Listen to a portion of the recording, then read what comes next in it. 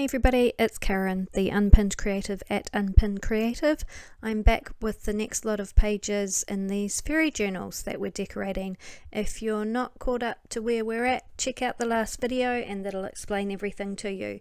So today we are going to be working on these pages here. These are the ones in the journal I've already done, and it's going to be a little pocket with a journaling card and then a decorated envelope and a little flip. So the first thing we need to do is pull out our page. We're going to be working on these illustrated children's pages. Now I have given them a layer of clear gesso before I popped them in the journal, so they are nice and easy to work on. First thing I'm going to do, as always, is ink around my edges. In the journal that I've already done, the pages were quite pink. I'm not much of a pink girl, so I used a mahogany ink to kind of tone down that pink. These pages are more blue, so I'm going to use a dark blue ink just to go around the edges and finish them off a bit more. So I'm going to do that on this first page here and then the next two following pages, which are also in blue tones. The fourth page, which we'll be working on today, is more pink again, so I'll do something different with that. Once those are all inked up, I'm going to grab a piece of wide satin ribbon, and the first thing I'm going to do is grab my flower stencil and then ink that stencil onto the ribbon.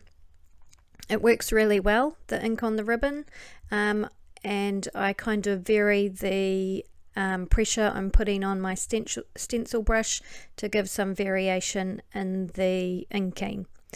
Then I need to straighten the end of it and trim it down to the size of the page. Now I don't want it all the way up to the crease, so I'm leaving maybe half a centimetre, almost quarter of an inch probably, gap there. And then I have this piece of organza ribbon which has been sewn onto a piece of elastic. I didn't do that. This is something that came to me probably in one of my thrifting excursions. So I'm going to use this and just trim it down to size, then seal the edges of that ribbon and use my Halma 450 glue to attach that pink organza onto the ribbon. I am putting the glue on the ribbon rather than the elastic. It just is a bit easier. Now when I glue it down, I want to be careful not to stretch that elastic because I don't want the pocket to be gathered. So I'm making sure that's all lined up nice and straight with the top of the ribbon, and that is all ready to go. So we cannot glue it on yet. We're just going to pop it to the side and then work on the journaling card. For the journaling card, I'm just using this piece of packaging and trimming it down to the size I want my card to be, making sure it's kind of square. And then I have this beautiful illustration from another children's book that I would like to use as my focal point on the page, and so the next step is to trim that down to size. I want it to be maybe 1.5 centimeters shorter than the journaling card and just slightly smaller on each side. So I'm going to round the corners with my very small corner rounder and then do the corners of the journaling card as well while I'm at it, but I did that with the bigger corner.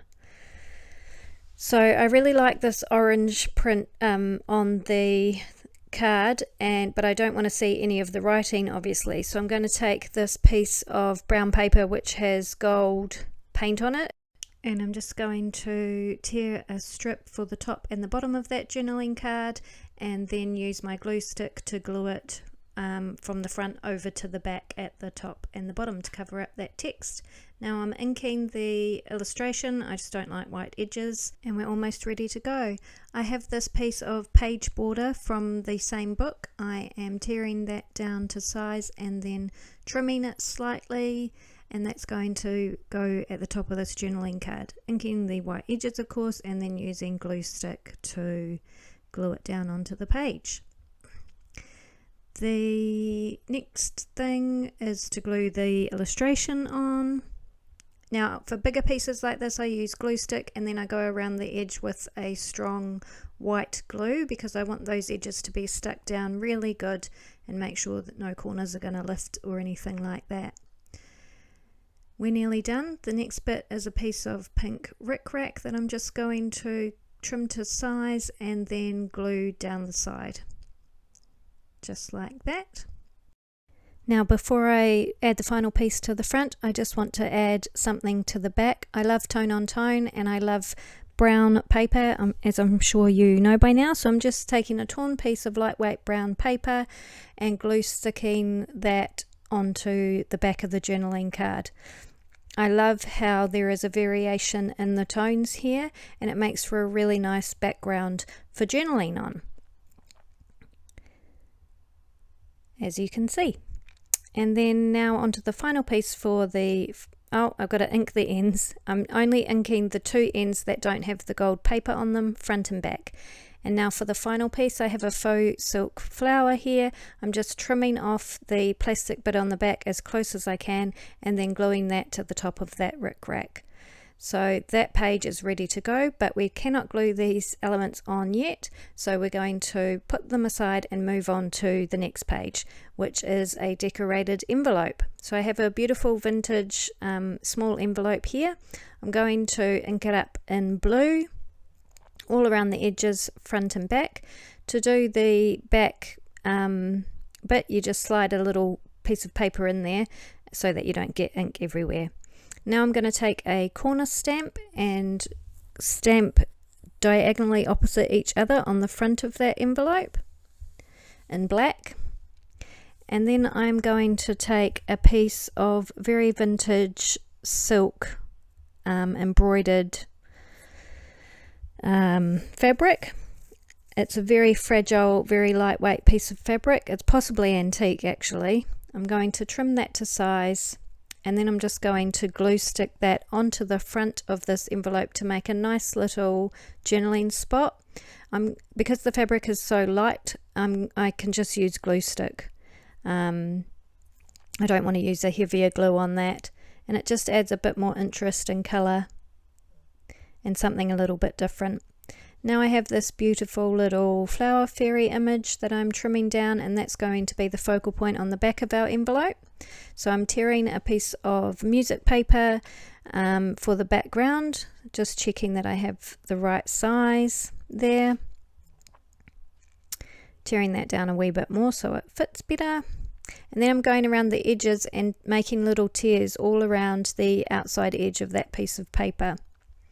And then I am using my brown ink and quite aggressively scrubbing at those edges to get little tears and creases in around the edge there. I want it to be quite a distressed look.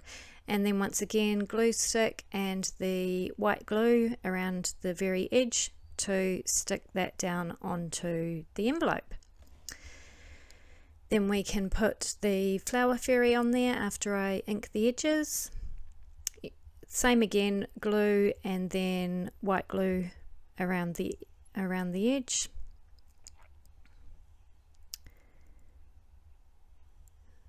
And now I want something little on the flap because you could see the print on the other side through. So I'm just taking a piece of serviette, just a small piece with a bit of flower on it, and using my glue stick there. Just adds a little bit more interest and detail, and I quite like the colour combo of the blue and the green. Now I have a 8x8, I guess, piece of scrapbooking paper, quite lightweight, and I'm tearing it to fit inside that envelope widthways using my tearing die, and then inking the edges of it. This is just going to be a little piece of note paper for journaling on. And then I'm using this little leaf stencil to add a border around the outside, and I'm kind of varying how I use the stencil and what parts of it I use to create interest. On the other side I'm just swapping to a different leaf, And I want variation in my ink, so I'm not re-inking my brush every time, so I get a variation in tones of that green. And that's it, ready to go. So on to the third page. This page is really quick and easy. I love the image, so I'm not going to cover it up. Why cover up something that's already beautiful? So I'm just using the flower stencil again and the blue ink and creating a kind of stenciled border around the image. And that's all I need, I think, for that page.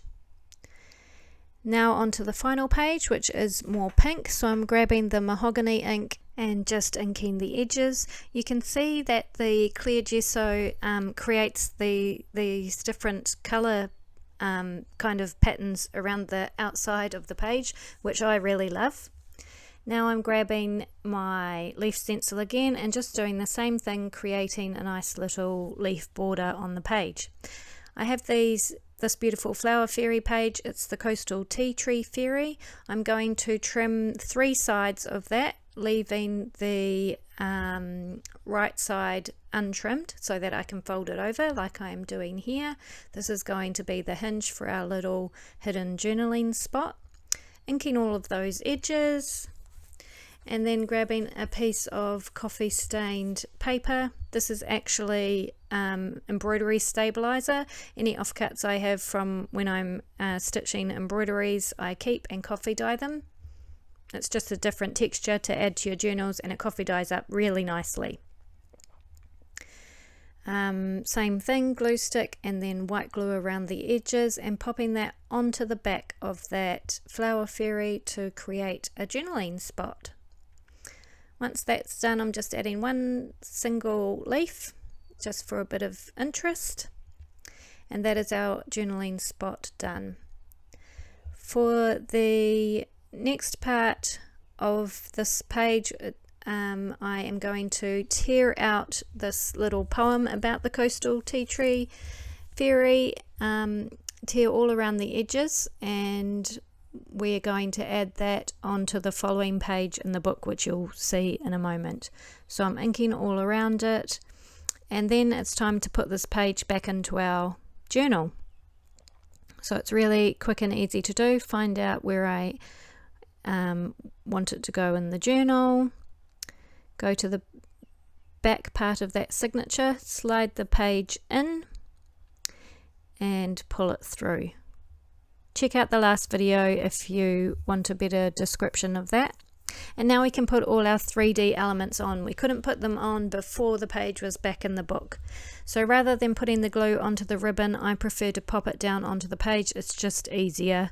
And then gluing that ribbon down, making sure the bottom edge is lined up with the page. And then for the second page we can add our envelope. So I'm just going to use white glue and cover the whole back of that flap with the white glue because I want it to stick down really nice and strongly. Center it as best I can, and that is stuck down.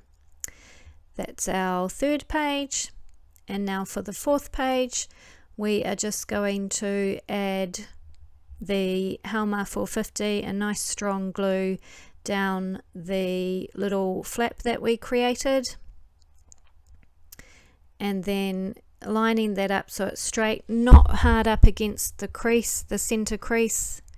We don't want it hard up against that, leaving a bit of a gap, maybe 5mm or so, or 1/4 of an inch. And then the description I'm going to put on the following page here. Same technique, glue stick and white glue. It's just a really good technique for sealing the edges down really well. Popping that down on the page, and all of our pages are now done. So we can pop our journaling card in, and we are very nearly done. We just want to pop that note paper into the envelope. You can always glue down some extra paper, tea-dyed paper or coffee-dyed paper behind the envelope or behind the pocket on the first page if you want extra journaling space too. We're done. That's it. So next time we're going to be working on the yellow copy paper pages that you see here. That will be fun and also quite quick, I believe. So thank you for joining me. I'll see you next time.